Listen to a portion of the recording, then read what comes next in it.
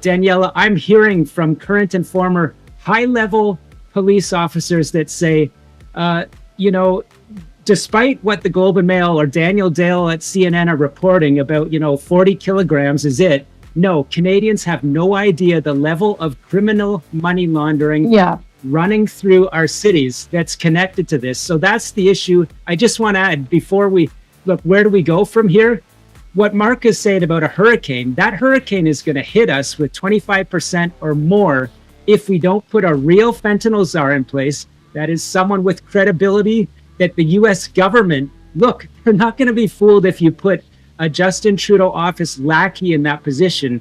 They need someone that can assure the American government that the RCMP will work with the DEA if they want to put a wiretap on a Triad boss or a cartel boss in Vancouver and Toronto, because it didn't happen before. The last point is, look, this US-Canada strike force on organized crime, I believe the American government is going to want to see legal memorandums of understanding signed with Ottawa saying this isn't just pretty language to put off a tariff. This is some sort of joint laws between Canada and the United States where we will have, you working with the fentanyl czar. If the FBI and DEA want to come up to Vancouver and bust one of these Triad command control money laundering nodes, which, by the way, I'm afraid, I'll say it, some of these bosses are connected to funding of the Trudeau Liberals. I'll just drop that because it's true. And I believe the Trump administration knows it. So the Americans, we're now, in the Germany-Greece European Union relationship. Canada and United States are there. They're not trusting our word anymore. They need to see our homework. Canada has a huge difficulty in not only prosecuting massive money laundering offenses, but police can't get wiretaps on known Mexican cartel operatives or Chinese Triad operatives that have set up in Vancouver, Toronto, and Montreal. And if you're saying, where's the proof of this gaping weakness, the Toronto Dominion Bank case, where this Canadian bank is prosecuted in a deferred prosecution agreement, something like a $4 billion Canadian fine. And my American law enforcement sources said, look, the US government had to step up and point to the massive fentanyl money laundering running through that Canadian bank. And furthermore, their investigation showed that what they call the command and control of the Chinese organized crime behind that money laundering operation is in Toronto and Vancouver. And they're setting up the whole money laundering system for the Mexican cartels that are, the ones pushing the fentanyl in American cities and streets. It's Chinese government supported criminals that are based in Toronto and Vancouver because of our weak laws that are running the Western Hemisphere money laundering. They're the masterminds of this.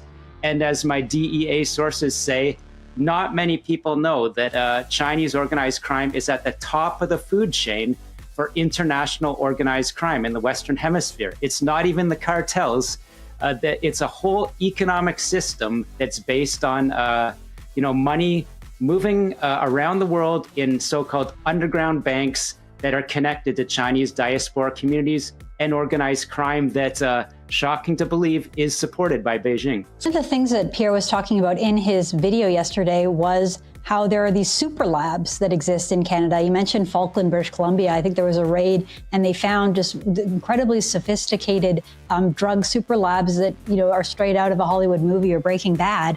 Who set them up? Like, where are they coming from? Why are the Chinese allowed to operate like this in Canada?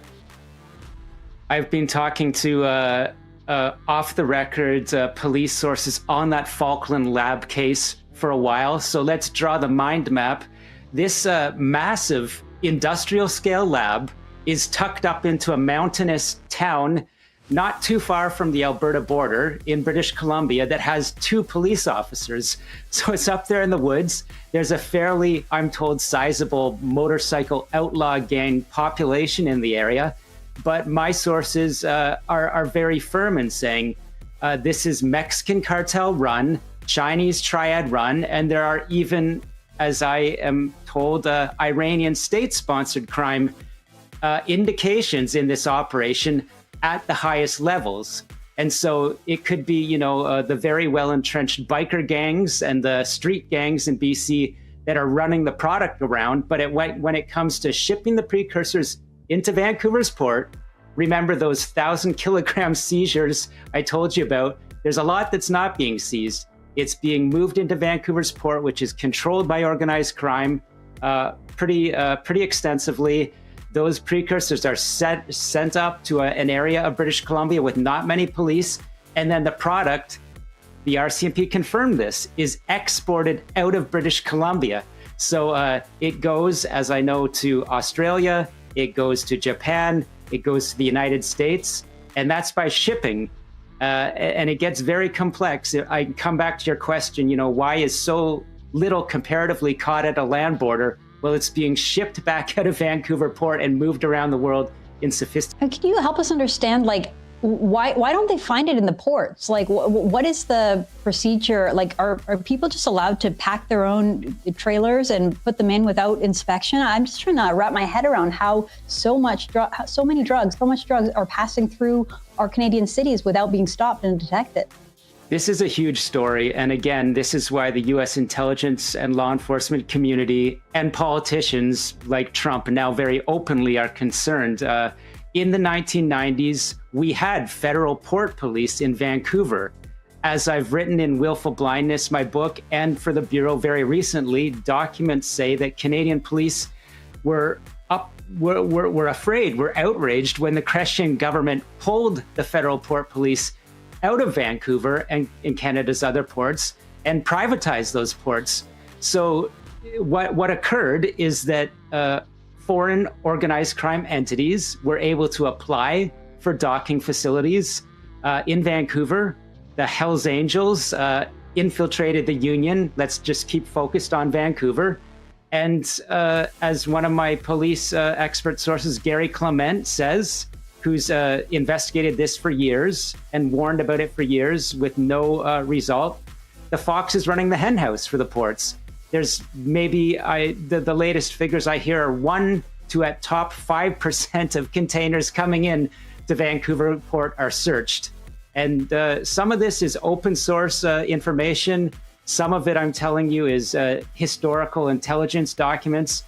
And some of it is off the record, very fresh and current intelligence from Canadian police sources that say they don't like hearing what Donald Trump's saying more than anyone else. But Donald Trump, unfortunately, is right. We can't defend ourselves. Thankfully, Trump is pointing it out because, what you described is kind of like a United Nations of bad guys in Canada operating these drug communities. Absolutely. Iranians, Mexicans, Chinese. I wonder if that's what Justin Trudeau envisioned when he called Canada the first post-national state. I know Pierre Poilievre has been hammering Trudeau on this. I want to play a clip. This was from back in December. And Pierre Poilievre explains how it's Justin Trudeau's agenda that has led to this crisis. Let's play this clip.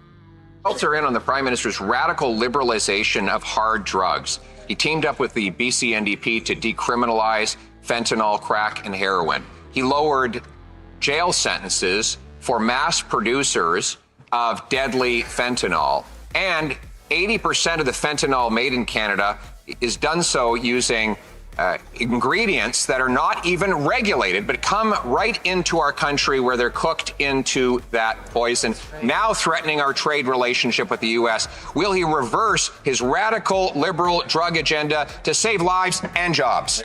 Sam, I really want to ask you a final question, unrelated. Since I have you on the show, I know that this is right up your wheelhouse. So we had that parliamentary report that came out last week saying that really, there was no foreign interference. After all that, after 2 years of headlines, nobody acted in bad faith. So I'm just wondering, I know we only have a few minutes, but what was your takeaway from that report? Well, I didn't hold back very much when I went on a podcast with 3 former CSIS officers, and we all are of the opinion that the report of Justice Hogue is, there's no other way to put it but a whitewash, or you could call it David Johnston 2.0. A number of people have pointed out, unfortunately, that I wanted to give the justice a chance to see what she would do with the evidence. And with her whitewash report, I think it's important to point out that others have noted historically, she and her former law firm had close connections to 2 Liberal prime ministers, one of them related to Justin Trudeau, his father, Pierre Trudeau. So it looks like a situation where I think the good of the Hogue Commission is that thousands of documents came out. And so reporters, diligent, curious Canadians can go in and read the evidence for themselves. There's no denying that China has deeply interfered in our recent elections, but there's also no denying that the commission was given a very narrow mandate, which Justice Hogue admitted, a small time frame to look into these concerns. And at the end of the day, came to a completely different conclusion than, as you know, the NSI Cup 2024 report from bipartisan panel of parliamentarians that reviewed something like thousands of the same documents that the Hogue Commission did. And they came to the finding that there are Canadian parliamentarians wittingly working with foreign governments. So I just can't reconcile those 2 different findings. And looking at the evidence without any bias, I think the evidence, and also my private knowledge of more evidence that didn't come out, supports the conclusion that indeed there are politicians wittingly working with foreign governments, benefiting knowingly from foreign government support. And I'll add one quote that never made it into a story with my former employer.